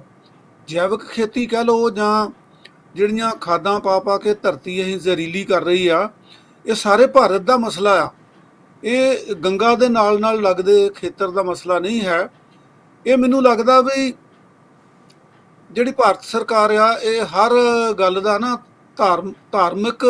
ਧਾਰਮਿਕੀਕਰਨ ਜਿਹੜਾ ਨਾ ਉਹ ਕਰਨਾ ਚਾਹੁੰਦੀ ਆ ਕਿ ਗੰਗਾ ਦੇ ਵਿੱਚ, ਕਿਉਂਕਿ ਗੰਗਾ ਇੱਕ ਪਵਿੱਤਰ ਨਦੀ ਸਮਝੀ ਜਾਂਦੀ ਆ, ਇਹਦੇ ਨਾਲ ਲੋਕਾਂ ਦੀ ਆਸਥਾ ਜੁੜੀ ਆ ਭਈ ਇਹਦੀ ਗੱਲ ਕਰਕੇ ਤੇ ਲੋਕਾਂ ਦੀਆਂ ਭਾਵਨਾਵਾਂ ਜਿਹੜੀਆਂ ਉਹਨਾਂ ਨੂੰ ਅਸੀਂ ਜਿੱਤ ਸਕਦੇ ਹਾਂ। ਪਰ ਇਹ ਸਮਝ ਨਹੀਂ ਆਈ ਵੀ ਕੀ ਜੈਵਿਕ ਖੇਤੀ ਉੱਥੇ ਹੋਏਗੀ। ਗੰਗਾ ਤਾਂ ਜਿਹੜੀ ਆ ਉਹ ਕਿੰਨੇ ਸਾਲ ਪਹਿਲਾਂ ਰਾਜ ਕਪੂਰ ਨੇ ਫਿਲਮ ਬਣਾਈ ਸੀਗੀ, ਰਾਮ ਤੇਰੀ ਗੰਗਾ ਮੈਲੀ ਹੋ ਗਈ। ਉਹ ਕਿੰਨੇ ਸਾਲਾਂ ਦੀ ਮੈਲੀ ਹੋਈ ਆ ਤੇ ਉਹਨੂੰ ਸਾਫ਼ ਕਰਨ ਦੀ ਤਾਂ ਕੋਈ ਗੱਲ ਹੋਈ ਨਹੀਂ ਅਜੇ ਤੱਕ। ਤੇ ਉਹਦੇ ਆਲੇ ਦੁਆਲੇ ਨੇੜੇ ਤੇੜੇ ਜਿਹੜੀ ਜੈਵਿਕ ਖੇਤੀ ਆ ਉਹ ਕਿਵੇਂ ਹੋ ਜਾਏਗੀ, ਇਹਦੀ ਸਮਝ ਨਹੀਂ ਹੈ। ਔਰ ਇਹ ਥੁੱਕੀ ਬੜੇ ਪਕਾਉਣ ਵਾਲੀ ਗੱਲ ਹੈਗੀ ਆ ਜਾਂ ਗੱਲੀ ਬਾਤੀ ਕੜਾਹ ਕਰਨ ਵਾਲੀ ਹੈਗੀ ਆ। ਇਹਦੇ 'ਚ ਠੋਸ ਕੋਈ ਨੀਤੀ ਜਿਹੜੀ ਹੈ ਇਸ ਕਿਸਮ ਦੀ ਹੈ ਨਹੀਂ ਜਿਹਦਾ ਨਾਲ ਕੋਈ ਲੋਕਾਂ ਨੂੰ ਰਾਹਤ ਦਿੱਤੀ ਗਈ ਹੋਵੇ। ਤੇ ਚਿਦੰਬਰਮ ਹੁਣੀ ਠੀਕ ਹੀ ਕਹਿੰਦੇ ਆ ਵੀ ਇਹ ਪ੍ਰੋ ਕਾਰਪੋਰੇਟ ਬਜਟ ਆ। ਬਿਲਕੁਲ ਜੀ, ਕਾਂਗਰਸ ਨੇ ਵੀ ਇਹ ਕਿਹਾ। ਕਾਂਗਰਸ ਦੇ ਜਿਹੜੇ ਬੁਲਾਰੇ ਨੇ ਸੂਰਜੇਵਾਲਾ ਹਰੀ, ਉਹਨਾਂ ਨੇ ਕਿਹਾ ਕਿ ਇੱਕ ਕਿਸਮ ਦਾ ਇਹ ਮੱਧ ਵਰਗ ਦੇ ਲੋਕਾਂ ਨਾਲ ਤੇ ਜਿਹੜੇ ਤਨਖਾਹਦਾਰ ਮੁਲਾਜ਼ਮ ਨੇ ਉਹਨਾਂ ਨਾਲ ਸਿੱਧੇ ਤੌਰ ਤੇ ਧੋਖਾ ਆ, ਉਹਨਾਂ ਨੂੰ ਕੋਈ ਰਾਹਤ ਨਹੀਂ ਦਿੱਤੀ। ਮੈਨੂੰ ਇੱਦਾਂ ਲੱਗਦਾ ਹੈ ਕਿ ਸਲੈਬ ਇਨਕਮ ਟੈਕਸ ਦੀ ਵਧਾਉਣ ਦੀ ਬਜਾਏ ਸਰਕਾਰ ਕੋਸ਼ਿਸ਼ ਇਹ ਕਰ ਰਹੀ ਆ ਕਿ ਤਨਖਾਹ ਹੀ ਇੰਨੀ ਘੱਟ ਕਰ ਦਿੱਤੀ ਜਾਵੇ ਕਿ ਉਹ ਸਲੈਬ ਤੱਕ ਕੋਈ ਪਹੁੰਚੇ ਹੀ ਨਾ, ਕਿ ਉਹਨਾਂ ਨੂੰ ਇਨਕਮ ਟੈਕਸ ਰਿਬੇਟ ਮਿਲਣ ਦੀ ਕੋਈ ਲੋੜ ਹੋਵੇ। ਤਨਖਾਹਾਂ ਲਗਾਤਾਰ ਕਟੌਤੀ ਹੋ ਰਹੀ ਆ, ਲੋਕਾਂ ਨੂੰ ਰੈਗੂਲਰ ਨੌਕਰੀ ਤੇ ਰੱਖਿਆ ਨਹੀਂ ਜਾ ਰਿਹਾ। ਕੰਟਰੈਕਟ ਦੇ ਉੱਤੇ ਜਿਨ੍ਹਾਂ ਕੋ ਹਾਈਲੀ ਕੁਆਲੀਫਾਈਡ ਲੋਕ ਨੇ 15-15 10-10 ਹਜ਼ਾਰ ਰੁਪਏ ਦੇ ਉੱਤੇ ਉਹਨਾਂ ਦਾ ਜਿਹੜਾ ਭਵਿੱਖ ਆ ਉਹਨੂੰ ਖਰਾਬ ਕੀਤਾ ਜਾ ਰਿਹਾ। ਤੇ ਸੋ ਜੇ ਤਨਖਾਹ ਹੀ 10,000 ਹੋਊਗੀ ਤੇ ਫਿਰ ਆਪਾਂ ਇਹ ਤੇ ਕਹਿ ਨਹੀਂ ਸਕਦੇ ਕਿ ਸਾਨੂੰ 10 ਲੱਖ ਦੀ ਜਿਹੜਾ ਸਲੈਬ ਕਰ ਦਿਓ ਜਾਂ 5 ਲੱਖ ਦੀ ਕਰ ਦਿਓ, ਉੱਥੇ ਤੱਕ ਪਹੁੰਚਣਾ ਹੀ ਕਿਸੇ ਨਹੀਂ। ਸੋ ਸਰਕਾਰ ਦੋਨੇ ਪਾਸਿਓਂ ਹੀ ਜਿਹੜੇ ਆ ਲੱਡੂ ਆਪਣੇ ਹੱਥ 'ਚ ਰੱਖ ਰਹੀ ਆ ਕਿ ਸਲੈਬ ਨਹੀਂ ਉੱਧਰੋਂ ਕੋਈ ਵਧਾ ਰਹੀ ਤੇ ਨਾਲ ਦੀ ਨਾਲ ਲੋਕਾਂ ਦੀਆਂ ਤਨਖਾਹਾਂ 'ਚ ਕਟੌਤੀ ਕਰ ਰਹੀ ਆ। ਸੀਤਾਰਾਮ ਯੈਚੁਰੀ ਹੋਰਾਂ ਨੇ ਵੀ ਬੜਾ ਇੱਥੇ ਸਖਤ ਜਿਹੜਾ ਜੀ ਉਹ ਬਿਆਨ ਦਿੱਤਾ ਆ CPM ਵਾਲਿਆਂ ਨੇ ਕਿ ਇਸ ਬਜਟ ਵਿੱਚ ਆਮ ਬੰਦੇ ਵਾਸਤੇ ਹੈਗਾ ਹੀ ਕੱਖ ਨਹੀਂ, ਪੂਰੇ ਦਾ ਪੂਰਾ ਕਾਰਪੋਰੇਟ ਲਈ ਬਣਾਇਆ ਹੋਇਆ ਇਹ ਬਜਟ ਆ। ਸੋ ਲੋਕ ਪੱਖੀ ਬਜਟ 'ਚੋਂ ਕੁਝ ਵੀ ਜਿਹੜਾ ਉਹ ਨਜ਼ਰ ਨਹੀਂ ਆ ਰਿਹਾ। ਇੱਦਾਂ ਦੇ ਬਜਟ ਹੀ ਆਪਾਂ ਵੇਖਦੇ ਆਉਂਦੇ ਆ। ਵੈਸੇ ਤਾਂ ਜਿਹੜੀਆਂ ਪਹਿਲੀਆਂ ਕਾਂਗਰਸ ਸਰਕਾਰਾਂ ਉਹ ਵੀ ਇੱਦਾਂ ਦੇ ਬਜਟ ਲੈ ਕੇ ਆਉਂਦੀਆਂ ਸੀ। ਅਸੀਂ ਅੱਜ ਤੋਂ ਨਹੀਂ, ਜਦੋਂ ਤੋਂ ਬਚਪਨ 'ਚੋਂ ਬਾਹਰ ਨਿਕਲੇ ਆ, ਹੋਸ਼ ਸੰਭਾਲੀ ਆ, ਤੇ ਹਰ ਬਜਟ ਤੇ ਵਿਰੋਧੀਆਂ ਵੱਲੋਂ ਇਹੋ ਜਿਹੇ ਕਮੈਂਟ ਸੁਣਦੇ ਆਏ। ਜਦੋਂ ਕਾਂਗਰਸ ਕਰਦੀ ਹੁੰਦੀ ਸੀ ਤੇ ਇਹੋ ਜਿਹੇ ਕਮੈਂਟ BJP ਕਰਦੀ ਹੁੰਦੀ ਸੀ। ਹੁਣ BJP ਦੇ ਹੱਥ ਕਮਾਂਡ ਆ ਤੇ ਹੁਣ ਕਾਂਗਰਸ ਵਾਲੇ, CPM ਵਾਲੇ ਜਾਂ ਦੂਜੀਆਂ ਪਾਰਟੀਆਂ ਜਿਹੜੀਆਂ ਲਗਾਤਾਰ ਇੱਥੇ ਜਿਹੜੀਆਂ ਉਹ ਕਿੰਤੂ ਪਰੰਤੂ ਕਰ ਰਹੀਆਂ ਨੇ। ਉਹਦੇ 'ਚ ਗਿੱਲ ਸਾਹਿਬ ਇਦਾਂ ਸੀਗਾ ਕਿ ਇਹਦੇ 'ਚ ਕੋਈ ਸ਼ੱਕ ਨਹੀਂ ਕਿ ਜਿਹੜੀਆਂ ਪਾਰਟੀਆਂ ਰਾਜ ਕਰਦੀਆਂ ਰਹੀਆਂ ਆ, ਖਾਸ ਕਰਕੇ ਕਾਂਗਰਸ ਰਾਜ ਕਰਦੀ ਰਹੀ ਜ਼ਿਆਦਾ ਟਾਈਮ, ਹੁਣ BJP ਦੀ ਵਾਰੀ ਆ ਗਈ ਆ। ਇਹ ਕਾਂਗਰਸ ਜਿਹੜੀ ਆ ਉਹ ਕੁਝ ਹੌਲੀ ਹੌਲੀ ਚੱਲਦੀ ਸੀਗੀ ਕਾਰਪੋਰੇਟ ਦੇ ਹੱਕ ਦੇ ਵਿੱਚ, ਚੱਲਦੀ ਤਾਂ ਉਹ ਵੀ ਕਾਰਪੋਰੇਟ ਦੇ ਹੱਕ 'ਚ ਸੀਗੀ। ਪਰ ਇਹ ਹੁਣ ਜਿਹੜੀ BJP ਆ ਇਹ ਇੱਕ ਤਾਂ ਤੇਜ਼ੀ ਨਾਲ ਕਾਰਪੋਰੇਟ ਦੇ ਹੱਕ ਦੇ ਵਿੱਚ ਆ ਗਈ ਆ, ਕਿਉਂਕਿ ਇਹ ਸਮਝਿਆ ਜਾਂਦਾ, ਬਲਕਿ ਮੈਨੂੰ ਲੱਗਦਾ ਇਹ ਸੱਚਾਈ ਵੀ ਆ ਕਿ ਦੇਸ਼ ਦੇ ਵਿੱਚ ਰਾਜ ਜਿਹੜਾ ਹੈਗਾ ਉਹ ਅਦਾਨੀ ਅੰਬਾਨੀ ਦਾ, ਕਾਰਪੋਰੇਟਾਂ ਦਾ, ਤੇ ਇਹ ਉਹਨਾਂ ਦੇ ਸਹਾਇਕ ਨੇ ਜਿਹੜੇ ਉਹਨਾਂ ਦੀ ਮਦਦ ਕਰਦੇ ਆ। ਸਾਡੇ ਪ੍ਰਧਾਨ ਮੰਤਰੀ ਸਾਹਿਬ ਤੇ ਜਿਹੜੇ ਭਾਰਤ ਦੇ ਗ੍ਰਹਿ ਮੰਤਰੀ ਆ। ਸੋ ਇਹ ਕਿਉਂਕਿ ਇੱਕ ਤਾਂ ਇਹ ਨੰਗੇ ਚਿੱਟੇ ਰੂਪ ਦੇ ਵਿੱਚ ਕਾਰਪੋਰੇਟ ਦੇ ਹੱਕ 'ਚ ਆ ਗਏ, ਦੂਜਾ ਲੋਕਾਂ ਦੇ ਵਿੱਚ ਵੀ ਕੁਛ ਚੇਤਨਤਾ ਵਧੀ ਆ, ਉਹ ਅੰਡਰਸਟੈਂਡ ਕਰ ਲੈਂਦੇ ਆ, ਸਮਝ ਲੈਂਦੇ ਆ। ਤੇ ਤੁਹਾਡੀ ਗੱਲ ਜਿਹੜੀ ਆ ਭਾਵੇਂ ਇੱਕ ਸਟਾਇਰ ਹੀ ਆ, ਹੈ ਤੁਹਾਡੀ ਗੱਲ ਬਿਲਕੁਲ ਠੀਕ ਆ ਭਈ ਜਦੋਂ ਉਸ ਹੱਦ ਤੱਕ ਕਿਸੇ ਦੀ ਆਮਦਨੀ ਨਹੀਂ ਆਉਣੀ ਤੇ ਫਿਰ ਕਿਸੇ ਨੇ ਜਿਹੜੀ ਲਿਮਿਟ ਵਧਾਉਣ ਦੀ ਜਿਹੜੀ ਗੱਲ ਹੈਗੀ ਆ, ਸੀਮਾ ਵਧਾਉਣ ਦੀ ਗੱਲ ਕਿਵੇਂ ਕਰਨੀ ਆ। ਤੇ ਇਹਦੇ 'ਚੋਂ ਇਹ ਵੀ ਗੱਲ ਨਿਕਲਦੀ ਆ ਵੀ ਅਖੇ ਗਰੀਬੀ ਖਤਮ ਕਰਨ ਦਾ ਇੱਕ ਬਹੁਤ ਵਧੀਆ ਤਰੀਕਾ ਆ। ਕੀ ਤਰੀਕਾ ਹੈ ਜੀ? ਗਰੀਬਾਂ ਨੂੰ ਹੀ ਖਤਮ ਕਰ ਦਿਓ, ਗਰੀਬੀ ਆਪੇ ਖਤਮ ਹੋ ਜਾਏਗੀ। ਸੋ ਇਹ ਇਸ ਕਿਸਮ ਦਾ ਜਿਹੜਾ ਐਟੀਟਿਊਡ ਹੈਗਾ ਉਹ ਲੱਗਦਾ ਜੀ ਸਰਕਾਰ ਦਾ। ਤੇ ਇਹਦੇ ਤੋਂ ਇਹੋ ਹੀ ਆ ਬਈ ਲੋਕ ਜਿਹੜੇ ਆ ਉਹ ਆਪਣੇ ਸੰਗਠਨ ਤਕੜੇ ਕਰਨ, ਚੇਤਨਤਾ ਵਧਾਉਣ, ਤਾਂ ਕਿ ਕੋਈ ਇਸ ਕਿਸਮ ਦੀਆਂ ਸਰਕਾਰਾਂ ਆਉਣ ਕਿ ਜਿਹੜੀਆਂ ਲੋਕ ਪੱਖੀ ਸਰਕਾਰਾਂ ਹੋਣਗੀਆਂ ਤੇ ਤਾਂ ਹੀ ਲੋਕ ਪੱਖੀ ਬਜਟ ਆਉਣਗੇ ਨਾ। ਸੋ ਇਹ ਕਾਰਪੋਰੇਟ ਦੀਆਂ ਗੋਲੀਆਂ ਸਰਕਾਰਾਂ ਜਿਹੜੀਆਂ ਆ ਉਹਨਾਂ ਨੇ ਕਾਰਪੋਰੇਟ ਦੇ ਹੱਕ ਵਾਲੇ ਬਜਟ ਹੀ ਪੇਸ਼ ਕਰਨੇ ਆ ਗਿੱਲ ਸਾਹਿਬ। ਬਿਲਕੁਲ ਕਾਲਾ ਸਾਹਿਬ। ਤੇ ਦੂਜੇ ਪਾਸੇ ਕਿਸਾਨ ਆਗੂਆਂ ਨੇ ਵੀ ਜਿਹੜੇ ਸੰਯੁਕਤ ਕਿਸਾਨ ਮੋਰਚਾ ਆ, ਉਹਨਾਂ ਦੀ ਜਿਹੜੀ ਤਾਲਮੇਲ ਕਮੇਟੀ ਆ ਉਹਦੇ ਮੈਂਬਰ ਡਾਕਟਰ ਦਰਸ਼ਨਪਾਲ ਹਨਨ ਮੌਲਾ, ਜਗਜੀਤ ਸਿੰਘ ਡੱਲੇਵਾਲ ਤੇ ਜੋਗਿੰਦਰ ਸਿੰਘ ਅਗਰਾਹਾਂ, ਸ਼ਿਵ ਕੁਮਾਰ ਕੱਕਾ, ਯੁੱਧਵੀਰ ਤੇ ਜੋਗਿੰਦਰ ਯਾਦਵ ਨੇ ਕਿਹਾ ਆ ਕਿ 1.5 ਸਾਲ ਅਸੀਂ ਬੇਮਿਸਾਲ ਘੋਲ ਲੜਿਆ ਤੇ ਉਹ ਤੋਂ ਬਖਲਾਈ ਹੋਈ ਸਰਕਾਰ ਜਿਹੜੀ ਆ ਉਹਨੇ ਕਿਸਾਨਾਂ ਲਈ ਕੋਈ ਵੀ ਇਹ 'ਚ ਰਾਹਤ ਨਹੀਂ ਦਿੱਤੀ। ਉਲਟਾ ਇਹ ਆ ਕਿ ਪਿਛਲੇ ਸਾਲ ਦੇ ਮੁਕਾਬਲੇ 4.3% ਜਿਹੜਾ ਸੀਗਾ ਬਜਟ ਉਹਨੂੰ ਘਟਾ ਕੇ ਹੁਣ 3.8% ਕਰ ਦਿੱਤਾ। ਲੱਗਦਾ ਇਹ ਆ ਕਿ ਉਹ ਕਿਸਾਨਾਂ ਦੇ ਸਫਲ ਅੰਦੋਲਨ ਦਾ ਉਹਨਾਂ ਨੂੰ ਸਬਕ ਸਿਖਾਉਣ ਦੇ ਰਾਹ ਪਈ ਹੋਈ ਆ ਤੇ ਉਹਨਾਂ ਨੇ ਕਾਲ ਦਿੱਤੀ ਆ ਕਿ ਇੱਕ ਵੱਡੇ ਘੋਲ ਦੀ ਤਿਆਰੀ ਸਾਨੂੰ ਹੁਣ ਤੋਂ ਫੇਰ ਆਰੰਭ ਲੈਣੀ ਚਾਹੀਦੀ ਆ। ਸੰਘਰਸ਼ ਕਰਨ ਲਈ ਤਿਆਰ ਹੋ ਜਾਣ ਕਿਸਾਨ, ਫੇਰ ਕਾਲ ਕਿਸੇ ਵੇਲੇ ਵੀ ਆ ਸਕਦੀ ਆ। ਬਿਲਕੁਲ ਸਹੀ ਗੱਲ ਆ ਜੀ। ਜਦੋਂ ਉਹਨਾਂ ਨੂੰ ਸਬਕ ਸਿਖਾਉਣ ਦੀ ਗੱਲ ਸ਼ੁਰੂ ਹੋ ਗਈ ਆ ਤੇ ਫਿਰ ਉਹਨਾਂ ਨੂੰ ਵੀ ਆਪਣੀ ਤਿਆਰੀ ਜਿਹੜੀ ਆ ਉਹ ਕਰ ਲੈਣੀ ਚਾਹੀਦੀ ਆ। ਤੇ ਸਰਕਾਰ ਦਾ ਬਣਦਾ ਤਾਂ ਇਹ ਸੀਗਾ ਕਿ ਇਸ ਸੰਘਰਸ਼ ਤੋਂ ਸਬਕ ਸਿੱਖਦੀ, ਜਿੱਦਾਂ 3 ਕਾਲੇ ਕਾਨੂੰਨਾਂ ਬਾਰੇ ਪ੍ਰਧਾਨ ਮੰਤਰੀ ਨੇ ਕਿਹਾ ਸੀਗਾ ਵੀ ਸਾਡੇ ਕੋਲੋਂ ਗਲਤੀ ਹੋ ਗਈ ਆ। ਪਤਾ ਨਹੀਂ ਗਲਤੀ ਉਹਨਾਂ ਨੇ ਕੌਮਿਆਂ ਦੇ ਵਿੱਚ ਰੱਖ ਕੇ ਮੰਨੀ ਆ ਕਿ ਸੱਚੀ ਮੁੱਚੀ ਦੀ ਗਲਤੀ ਮੰਨੀ ਆ, ਇਹ ਤਾਂ ਹੁਣ ਉਹੀ ਦੱਸ ਸਕਦੇ ਆ। ਜਾਂ ਹੁਣ ਜਿਹੜੇ ਉਹਨਾਂ ਦੇ ਕਾਰਨਾਮੇ ਆ ਉਹਨਾਂ ਤੋਂ ਪਤਾ ਲੱਗ ਸਕਦਾ ਆ ਵੀ ਜਦੋਂ ਬਜਟ ਦਾ ਘਟਾਤਾ ਹੈਗਾ ਖੇਤੀਬਾੜੀ ਦਾ, ਤਾਂ ਇਹਦਾ ਮਤਲਬ ਇਹ ਆ ਵੀ ਉਹ ਗਲਤੀ ਉਹਨਾਂ ਨੇ ਕੌਮਿਆਂ ਦੇ ਵਿੱਚ ਰੱਖ ਕੇ ਮੰਨੀ ਸੀਗੀ। ਅਸਲੀਅਤ ਦੇ ਵਿੱਚ ਜੇ ਗਲਤੀ ਮੰਨੀ ਹੁੰਦੀ ਤੇ ਫਿਰ ਉਹ ਕਿਸਾਨਾਂ ਦੇ ਹੱਕ ਵਾਲੇ ਪਾਸੇ ਨੂੰ ਤੁਰ ਸਕਦੇ ਸੀਗੇ। ਅੱਛਾ, ਹੁਣ ਥੋੜੀ ਜਿਹੀਆਂ ਪੰਜਾਬ ਦੀਆਂ ਗੱਲਾਂ ਬਾਤਾਂ ਕਰ ਲਈਏ। ਪ੍ਰਧਾਨ ਮੰਤਰੀ ਇੱਕ ਵਾਰ ਫੇਰ 7 ਜਾਂ 8 ਫਰਵਰੀ ਨੂੰ ਪੰਜਾਬ ਦਾ ਚੱਕਰ ਲਾਉਣ ਦਾ ਇਰਾਦਾ ਰੱਖਦੇ ਆ, ਕਿਸੇ ਚੋਣ ਰੈਲੀ ਨੂੰ ਸੰਬੋਧਨ ਕਰਨ ਲਈ। ਹਾਲਾਂ ਰੈਲੀਆਂ ਬਹੁਤ ਵੱਡੀਆਂ ਨਹੀਂ ਹੋਣੀਆਂ, ਹੁਣ ਰਾਹ ਇਹ ਕੱਢਿਆ ਗਿਆ ਕਿ ਇੱਕ ਸ਼ਹਿਰ ਵਿੱਚ ਆ ਕੇ ਬਹਿ ਜਾਂਦੇ ਆ ਤੇ ਡਿਜੀਟਲ ਜਿਹੜਾ ਸਿਸਟਮ ਹੈ ਉਹਦੇ ਰਾਹੀਂ ਲੋਕਾਂ ਨੂੰ ਸੰਬੋਧਨ ਕਰਦੇ ਆ, ਤੇ ਫਿਰ ਬਾਅਦ 'ਚ ਦਾਅਵਾ ਕੀਤਾ ਜਾਂਦਾ ਹੈ ਕਿ ਇੰਨੇ ਲੱਖ ਲੋਕਾਂ ਨੇ ਇਹਦੇ ਵਿੱਚ ਭਾਗ ਲਿਆ। ਤੇ ਮੈਨੂੰ ਇਹ ਨਹੀਂ ਸਮਝ ਆਉਂਦੀ ਕਿ ਜੇਕਰ ਉਹਨਾਂ ਨੇ ਪੰਜਾਬ ਬਾਰੇ ਕੋਈ ਡਿਜੀਟਲ ਰੈਲੀ ਕਰਨੀ ਆ ਜਾਂ ਇਦਾਂ ਹੀ ਕਰਨੀ ਆ, ਤੇ ਉਹ ਦਿੱਲੀ ਬਹਿ ਕੇ ਕਿਉਂ ਨਹੀਂ ਕਰ ਸਕਦੇ? ਪੰਜਾਬ ਆ ਕੇ ਪੰਜਾਬ ਦੀ ਸ਼ਾਂਤੀ ਇੱਕ ਵਾਰੀ ਫੇਰ ਕਿਉਂ ਭੰਗ ਕਰਨਾ ਚਾਹੁੰਦੇ ਹੋ? ਇਹ ਬੜੀ ਵਾਜਬ ਤੁਹਾਡੀ ਦਲੀਲ ਆ ਜੀ ਕਿ ਜੇ ਵਰਚੁਅਲ ਰੈਲੀ ਕਰਨੀ ਆ, ਇਹ ਟੀਵੀ ਦੇ ਅੱਗੇ ਬਹਿ ਕੇ ਗੱਲ ਕਰਨੀ ਆ, ਤੇ ਉਹ ਦਿੱਲੀੋਂ ਵੀ ਕਰ ਸਕਦੇ ਨੇ।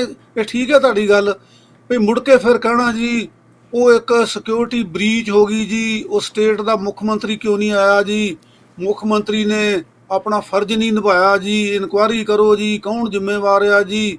ਤੇ ਇਦਾਂ ਦੀਆਂ ਗੱਲਾਂ ਕਰਨ ਨਾਲੋਂ ਵੈਸੇ ਬਿਹਤਰ ਤਾਂ ਇਹੀ ਆ ਕਿ ਜੇ ਵਰਚੁਅਲ ਰੈਲੀ ਕਰਨੀ ਆ ਤੇ ਫਿਰ ਕਿਉਂ ਨਹੀਂ ਉਹ ਦਿੱਲੀੋਂ ਬੈਠ ਕੇ ਕਰ ਲਈ ਜਾਂਦੀ। ਇਹ ਸਹੀ ਗੱਲ ਆ ਜੀ ਤੁਹਾਡੀ, ਬਿਲਕੁਲ ਠੀਕ ਆ।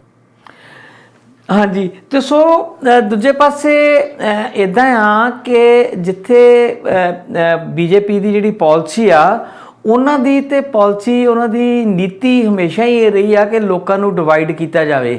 ਤੇ ਮੇਰਾ ਖਿਆਲ ਹੈ ਕਿ ਉਹ ਇਦਾਂ ਦੀਆਂ ਕਾਰਵਾਈਆਂ ਕਰਕੇ, ਜਿੱਦਾਂ ਪਿੱਛੇ ਤੁਸੀਂ ਦੱਸ ਰਹੇ ਹੋ ਕਿ ਉਹਨਾਂ ਦੀ ਸਿਕਿਉਰਿਟੀ ਬ੍ਰੀਚ ਹੋ ਗਈ ਜਾਂ ਇਦਾਂ ਹੋ ਗਿਆ, ਇਦਾਂ ਦਾ ਹੀ ਕੋਈ ਹੋਰ ਨਵਾਂ ਸ਼ੋਸ਼ਾ ਛੱਡ ਕੇ ਤੇ ਜਿਹੜਾ ਸਮਾਜਿਕ ਪਾੜਾ ਆ ਉਹਨੂੰ ਵਧਾਉਣਗੇ। ਉਹਨੂੰ ਵਧਾਉਣ ਨਾਲ ਉਹਨਾਂ ਨੂੰ ਵੋਟ ਬੈਂਕ ਜਿਹੜਾ ਉਹ ਪੱਕਾ ਹੁੰਦਾ ਹੈ ਤੇ ਹਿੰਦੂ ਵੋਟਰਾਂ ਦੀ ਪੱਕੀ ਹੁੰਦੀ। ਜਿੱਦਾਂ ਪਹਿਲਾਂ ਕਹਿ ਰਹੇ ਹੋ ਕਿ ਗੰਗਾ ਦੇ ਕਿਨਾਰੇ ਤੇ ਕਰਾਂਗੇ ਜੈਵਿਕ ਖੇਤੀ 5 ਕਿਲੋਮੀਟਰ ਦੇ ਘੇਰੇ 'ਚ, ਕਿਉਂਕਿ ਗੰਗਾ ਆਸਥਾ ਨਾਲ ਜੁੜੀ ਹੋਈ ਆ।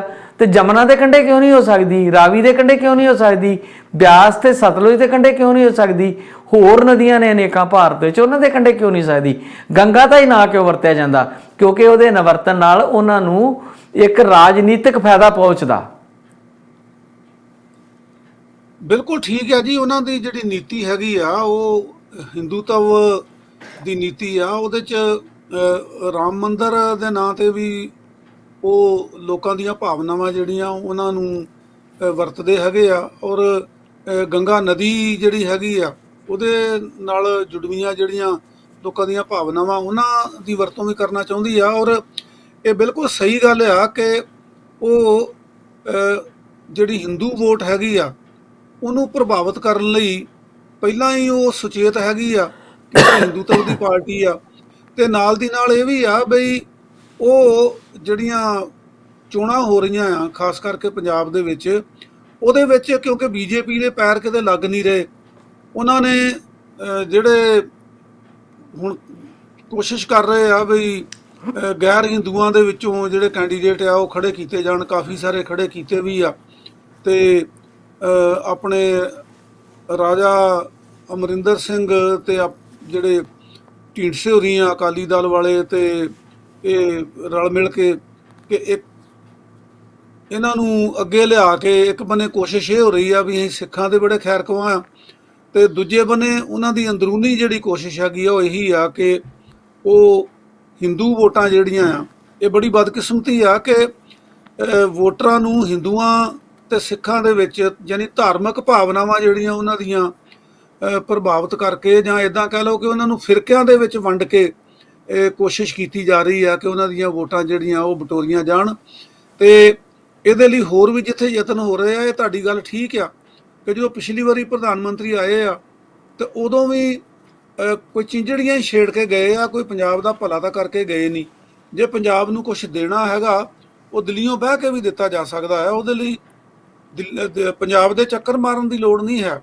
ਤੇ ਹੁਣ ਵੀ ਇਹ ਕੋਈ ਵੱਡੀ ਗੱਲ ਨਹੀਂ ਹੈ ਕਿ ਕੋਈ ਇਸ ਕਿਸਮ ਦਾ ਛੜਯੰਤਰ ਹੀ ਹੋਵੇ ਜਿਹਦੇ ਵਿੱਚ ਕੋਈ ਇੱਦਾਂ ਦੀ ਕਾਰਸਤਾਨੀ ਕੀਤੀ ਜਾਵੇ ਕਿ ਹਿੰਦੂ ਵੋਟ ਜਿਹੜੀ ਆ ਪੰਜਾਬ ਦੀ ਉਹ ਬੀਜੇਪੀ ਦੇ ਹੱਕ ਦੇ ਵਿੱਚ ਭੁਗਤ ਸਕੇ। ਆਪਣੇ ਕਾਲੋਂ ਸਾਹਿਬ, ਜੇ ਤੁਹਾਨੂੰ ਜਾਂ ਮੈਨੂੰ ਕੋਈ ਪੁੱਛੇ ਕਿ ਪੰਜਾਬ ਦੀ ਸੁਰੱਖਿਆ ਨੂੰ ਕਿੱਥੋਂ ਖਤਰਾ ਇਸ ਵੇਲੇ, ਪੰਜਾਬ ਦੀ ਸੁਰੱਖਿਆ ਕਿੰਨੀ ਕਾਇਮ ਹੈ, ਕਿਹਦੇ ਕੋਲੋਂ ਸੁਰੱਖਿਆ ਕਰਨੀ ਆ ਆਪਾਂ, ਕੀ ਹੋ ਰਿਹਾ ਪੰਜਾਬ 'ਚ ਕਿ ਉਹਦੀ ਸੁਰੱਖਿਆ ਦਾ ਜਿਹੜਾ ਨਾਅਰਾ ਉਹ ਦਿੱਤਾ ਜਾ ਰਿਹਾ। ਤੇ ਅੱਜ ਕੈਪਟਨ ਸਾਹਿਬ ਜਿਹੜੇ ਆ 4.5 ਪੌਣੇ 5 ਸਾਲ ਮੁੱਖ ਮੰਤਰੀ ਰਹਿ ਗਏ ਆ, ਉਹ ਕਹਿ ਰਹੇ ਆ ਕਿ ਪੰਜਾਬ ਦੀ ਸੁਰੱਖਿਆ ਦੀ ਗਰੰਟੀ ਸਿਰਫ ਬੀਜੇਪੀ ਤੇ ਜਿਹੜੀ ਉਹਨਾਂ ਦੀ ਲੋਕ ਕਾਂਗਰਸ ਆ ਉਹਨਾਂ ਦਾ ਗੱਠਜੋੜ ਜਿਹੜਾ ਆ ਉਹੋ ਹੀ ਲੈ ਸਕਦਾ, ਹੋਰ ਕੋਈ ਇਹਦੀ ਗਰੰਟੀ ਨਹੀਂ ਲੈ ਸਕਦਾ। ਸੋ ਉਹਨਾਂ ਬੜੀ ਵੱਡੀ ਗਰੰਟੀ ਲਈ ਆ ਜੀ, ਪੰਜਾਬ ਨੂੰ ਸੁਰੱਖਿਅਤ ਚਾਂਸ ਦੇਣਾ ਆ ਤਾਂ ਫਿਰ ਕੈਪਟਨ ਸਾਹਿਬ ਨੂੰ ਇੱਕ ਵਾਰੀ ਫਿਰ ਮੁੱਖ ਮੰਤਰੀ ਬਣਾ ਦਿਓ ਤਾਂ ਕਿ ਕੋਈ ਕੰਮ ਨਾ ਹੋਵੇ, ਨਾ ਕੋਈ ਸੁਰੱਖਿਆ ਦਾ ਮਸਲਾ ਹੋਵੇ ਤੇ ਨਾ ਕੋਈ ਅਸੁਰੱਖਿਆ ਦਾ ਮਸਲਾ ਹੋਵੇ। ਤੇ ਉਹ ਜਿਹੜੇ ਪਾਕਿਸਤਾਨ ਦੇ ਆਪਣੇ ਅਮਰਿੰਦਰ ਸਿੰਘ ਦੇ ਫਰੈਂਡ ਚਲ ਗਏ ਨੇ ਪਾਕਿਸਤਾਨ ਵਾਪਸ, ਉਹਨਾਂ ਨੂੰ ਵੀ ਵਾਪਸ ਲਿਆਂਦਾ ਜਾਵੇ। ਹਾਂ ਬਿਲਕੁਲ, ਇਹ ਡਿਮਾਂਡ ਹੋਣੀ ਚਾਹੀਦੀ, ਮੇਰੇ ਖਿਆਲ ਮੈਨੀਫੈਸਟੋ 'ਚ ਲਿਖਣਾ ਚਾਹੀਦਾ ਉਹਨਾਂ ਨੂੰ ਆਪਣੇ 'ਚ। ਤੇ ਤੁਸੀਂ ਇਹ ਦੇਖੋ ਜੀ ਕਿ ਮੇਰਾ ਜਿਹੜਾ ਜਨਮ ਸਥਾਨ ਆ ਉਹ ਬਿਲਕੁਲ ਬਾਰਡਰ ਤੇ ਆ ਜੀ। ਮਤਲਬ ਜਿਹੜੀ ਸਾਡੇ ਪਿੰਡ ਦੀ ਹੱਦ ਆ ਉਹ ਇੱਕ ਪਾਸਿਓਂ ਪਾਕਿਸਤਾਨ ਨਾਲ ਲੱਗਦੀ ਆ ਤੇ ਉੱਥੇ ਕੰਡੇਦਾਰ ਤਾਰ ਜਿਹੜੀ ਆ ਉਹ ਦੂਰ ਦੂਰ ਤੱਕ ਲੱਗੀ ਹੈਗੀ ਆ। ਜਿੰਨਾ ਬਾਰਡਰ ਆ ਪਾਕਿਸਤਾਨ ਨਾਲ ਲੱਗਦਾ ਉਹ ਸਾਰੇ ਦੇ ਉੱਤੇ ਕੰਡੇਦਾਰ ਤਾਰ ਲੱਗੀ ਆ। ਪਲੱਸ BSF ਜਿਹੜੀ ਆ ਉਹਦੀ ਸਿਕਿਉਰਿਟੀ ਬੜੀ ਕਾਰਗਰ ਆ ਤੇ ਪਿਛਲੇ ਸਮੇਂ ਦੇ ਵਿੱਚ ਕੋਈ ਇਦਾਂ ਦੀ ਵੱਡੀ ਘਟਨਾ ਨਹੀਂ ਹੋਈ ਕਿ ਪਾਕਿਸਤਾਨ ਨੇ ਕੋਈ ਹਮਲਾ ਕੀਤਾ ਹੋਵੇ ਜਾਂ ਉਹਨਾਂ ਨੇ ਕੋਈ ਇਸ ਕਿਸਮ ਦੀਆਂ ਕਾਰਵਾਈਆਂ ਕੀਤੀਆਂ ਹੋਣ। ਆਪਣੇ ਆਪਣੇ ਬਾਰਡਰ ਦੀ ਰਾਖੀ ਕਰਨੀ ਸਾਰੇ ਦੇਸ਼ਾਂ ਦਾ ਅਧਿਕਾਰ ਹੁੰਦਾ ਆ, ਫਰਜ਼ ਵੀ ਹੁੰਦਾ ਹੈ। ਤੇ ਮੈਨੂੰ ਲੱਗਦਾ ਇਹ ਆ ਵੀ ਸਾਨੂੰ ਪਾਕਿਸਤਾਨ ਤੋਂ ਕੋਈ ਇਦਾਂ ਦਾ ਖਤਰਾ ਨਹੀਂ ਹੈ, ਬਾਹਰੀ ਤਾਕਤ ਦੇ ਉੱਤੋਂ ਕੋਈ ਖਤਰਾ ਨਹੀਂ ਹੈ। ਖਤਰਾ ਸਿਰਫ ਇਹਨਾਂ ਲੀਡਰਾਂ ਨੂੰ ਆ ਕਿ ਲੋਕ ਇਹਨਾਂ ਨਾਲੋਂ ਟੁੱਟੇ ਆ। ਲੋਕ ਨਹੀਂ ਟੁੱਟੇ, ਅਸਲ ਦੇ ਵਿੱਚ ਇਹ ਲੋਕਾਂ ਨਾਲੋਂ ਟੁੱਟੇ ਆ ਜੀ। ਜਿਵੇਂ ਕਿ ਅਮਰਿੰਦਰ ਸਿੰਘ ਨੂੰ ਬਹੁਤ ਫਿਕਰ ਰਹਿੰਦਾ ਸੁਰੱਖਿਆ ਦਾ, ਤੇ ਇਹ ਸੁਰੱਖਿਆ ਇਹ ਕਰਦੇ ਰਹੇ ਆ ਵੀ ਸਕੱਤਰੇਤ ਦੇ ਵਿੱਚ ਵੀ ਨਹੀਂ ਬਹਿੰਦੇ ਰਹੇ ਚੰਡੀਗੜ੍ਹ। ਇਹ ਸੀਸੂਆਂ ਆਪਣਾ ਪ੍ਰਾਈਵੇਟ ਘਰ ਆ ਉਹਦੇ ਵਿੱਚ ਰਹਿੰਦੇ ਰਹੇ ਆ ਤੇ ਉਹਦੇ ਵਿੱਚ ਇਹ ਸੁਰੱਖਿਆ ਕਰਦੇ ਰਹੇ ਆ ਆਪਣੇ ਪਾਕਿਸਤਾਨੀ ਜਿਹੜੇ ਇਹਨਾਂ ਦੇ ਫਰੈਂਡ ਸੀਗੇ ਉਹਨਾਂ ਦੀ, ਤੇ ਜਾਂ ਆਪਣੀ ਸੁਰੱਖਿਆ ਕਰਦੇ ਰਹੇ ਆ। ਲੋਕਾਂ ਦੀ ਸੁਰੱਖਿਆ ਜਿਹੜੀ ਆ ਉਹਦਾ ਤਾਂ ਕੋਈ ਮਸਲਾ ਹੈ ਨਹੀਂਗਾ ਤੇ ਨਾ ਹੀ ਕੋਈ ਇਸ ਕਿਸਮ ਦਾ ਖਤਰਾ ਹੈਗਾ। ਇਹ ਅਮਰਿੰਦਰ ਸਿੰਘ ਹੁਣਾਂ ਦਾ ਨਾਅਰਾ ਜਿਹੜਾ ਨਾ ਗਿੱਲ ਸਾਹਿਬ, ਇਹਦੀ ਕੀਮਤ ਉਹ ਲੈ ਚੁੱਕੇ ਆ, ਉਹ BJP ਨਾਲ ਰਲ ਚੁੱਕੇ ਆ ਤੇ ਹੁਣ ਪੰਜਾਬ 'ਚ ਤੇ ਉਹਨਾਂ ਦਾ ਕੁਛ ਨਹੀਂਗਾ ਬਣਨਾ। ਉਹਨਾਂ ਨੂੰ ਝਾਕ ਗਿਆ ਵੀ ਕੋਈ ਮੈਨੂੰ ਵੱਡਾ ਅਹੁਦਾ ਹੀ ਦੇ ਦੇਣ, ਕਿਤੇ ਮੈਨੂੰ ਗਵਰਨਰ ਹੀ ਲਾ ਦੇਣ। ਤੇ ਕੋਈ ਪਤਾ ਨਹੀਂ ਬਈ ਅੱਜ ਜਦੋਂ ਕੋਵਿੰਦ ਸਾਹਿਬ ਰਾਸ਼ਟਰਪਤੀ ਤੋਂ ਰਿਟਾਇਰ ਹੁੰਦੇ ਆ ਤੇ ਖੁਸ਼ੀ ਪੇ ਮੈਨੂੰ ਰਾਸ਼ਟਰਪਤੀ ਬਣਾ ਦਿੱਤਾ ਜਾਵੇ। ਸੋ ਇਹ ਜਿਹੜਾ ਨਾ ਨਾਅਰਾ ਵੀ ਖਤਰਾ ਬਹੁਤ ਆ ਜੀ, ਸੁਰੱਖਿਆ ਵਾਲੀ ਗੱਲ ਆ। ਇਹ ਹੁਣ ਅਮਰਿੰਦਰ ਸਿੰਘ ਹੁਣਾਂ ਨੂੰ ਜਿਹੜੀ ਆ ਨਾ ਰੱਟ ਛੱਡ ਦੇਣੀ ਚਾਹੀਦੀ ਆ, ਕਿਉਂਕਿ ਇਹਦੀ ਕੀਮਤ ਤੇ ਉਹਨਾਂ ਨੂੰ ਮਿਲ ਗਈ ਆ। BJP ਨੇ ਉਹਨਾਂ ਨੂੰ ਆਪਣਾ ਅਲਾਈ ਬਣਾ ਲਿਆ। ਗਾਂ ਕੋਈ ਹੋਰ ਵੀ ਇਹਨਾਂ ਨੂੰ ਜਿਹੜੇ ਆ ਲਾਰੇ ਲੱਪੇ ਲਾਏ ਹੋਣਗੇ। ਸੋ ਮੇਰਾ ਖਿਆਲ ਇਹ ਆ ਜੀ ਵੀ ਇਹ ਜਿੱਦਾਂ ਹੁੰਦਾ ਨਾ ਸ਼ੇਰ ਆ ਗਿਆ, ਸ਼ੇਰ ਆ ਗਿਆ, ਤੇ ਸ਼ੇਰ ਤੇ ਕੋਈ ਆਉਂਦਾ ਨਹੀਂਗਾ। ਤੇ ਇਹ ਸ਼ੇਰ ਆ ਗਿਆ, ਸ਼ੇਰ ਆ ਗਿਆ ਦਾ ਨਾਅਰਾ ਜਿਹੜਾ ਉਹ ਬਾਰ-ਬਾਰ ਨਹੀਂਗਾ ਚੱਲਦਾ। ਸੋ ਕਪਤਾਨ ਸਾਹਿਬ, ਤੁਹਾਨੂੰ ਬੇਨਤੀ ਆ ਵੀ ਤੁਸੀਂ ਨਾ ਹੁਣ ਉਹਦੀ ਕੀਮਤ ਲੈ ਲਈ ਆ ਆਪਣੇ ਰਾਸ਼ਟਰੀ ਸੁਰੱਖਿਆ ਦੀ, ਤੇ ਹੁਣ ਬਰਾਏ ਮਿਹਰਬਾਨੀ ਐਵੇਂ ਲੋਕਾਂ ਦੇ ਵਿੱਚ ਇਸ ਕਿਸਮ ਦੀ ਜਿਹੜੀ ਆ ਨਾ ਗਲਤਫਹਿਮੀ ਨਾ ਫੈਲਾਓ। ਕੋਈ ਖਤਰਾ ਨਹੀਂ ਹੈ, ਸਾਡਾ ਬਾਰਡਰ ਬੜਾ ਸੁਰੱਖਿਅਤ ਆ, ਖਾਸ ਕਰਕੇ ਜਿਹੜਾ ਪਾਕਿਸਤਾਨ ਵਾਲਾ ਬਾਰਡਰ ਹੈਗਾ। ਤੇ ਪਾਕਿਸਤਾਨ ਦੀ ਵੀ ਕੋਈ ਇਦਾਂ ਦੀ ਨੀਤੀ ਨਹੀਂ ਲੱਗਦੀ ਵੀ ਉਹਨੇ ਕੱਲ ਪਰਸੋਂ ਨੂੰ ਸਾਡੇ ਤੇ ਅਟੈਕ ਕਰ ਦੇਣਾ ਆ। ਉਹਦੀਆਂ ਆਪਣੀਆਂ ਬਥੇਰੀਆਂ ਸਮੱਸਿਆਵਾਂ ਨੇ। ਸੋ ਇਸ ਕਰਕੇ ਮੈਂ ਮਹਿਸੂਸ ਕਰਦਾ ਗਿੱਲ ਸਾਹਿਬ ਵੀ ਕੋਈ ਬਾਹਰੀ ਖਤਰਾ ਨਹੀਂ ਹੈ ਤੇ ਇਸ ਕਿਸਮ ਦਾ ਕੋਈ ਅੜਾਟ ਵੀ ਨਹੀਂ ਪਾਉਣਾ ਚਾਹੀਦਾ। ਬਿਲਕੁਲ ਤੁਸੀਂ ਠੀਕ ਕਿਹਾ ਜੀ। ਉਹਨਾਂ ਨੂੰ ਅਸਲ 'ਚ ਆਪਣੀ ਰਾਜਨੀਤਿਕ ਜਿਹੜੀ ਹਸੀਅਤ ਆ ਉਹਦੀ ਸੁਰੱਖਿਆ ਦਾ ਫਿਕਰ ਲੱਗਾ ਹੋਇਆ, ਜਿਹਦੇ ਕਰਕੇ ਬਾਰ-ਬਾਰ ਉਹ ਦੇਸ਼ ਦੀ ਸੁਰੱਖਿਆ ਦੇ ਨਾਂ ਦੇ ਉੱਤੇ ਇਹੋ ਜਿਹੇ ਨਾਅਰੇ ਦੇ ਰਹੇ ਆ। ਇੱਕ ਆਪਾਂ ਬ੍ਰੇਕ ਲੈ ਲਈਏ ਬਸ ਸਾਹਿਬ, ਤੇ ਫਿਰ ਆਪਾਂ ਪੰਜਾਬ ਦੀ ਬਾਕੀ ਪੋਲਿਟਿਕਸ ਦੇ ਉੱਤੇ ਗੱਲ ਕਰਦੇ ਹਾਂ। ਇੱਕ ਛੋਟਾ ਜਿਹਾ ਬ੍ਰੇਕ, 1 ਮਿੰਟ ਦਾ ਬ੍ਰੇਕ ਲਵਾਂਗੇ ਤੇ ਉਸ ਤੋਂ ਬਾਅਦ ਫੌਰਨ ਵਾਪਸ ਆ ਰਹੇ ਹਾਂ ਜੀ ਅਸੀਂ। ਜੀ।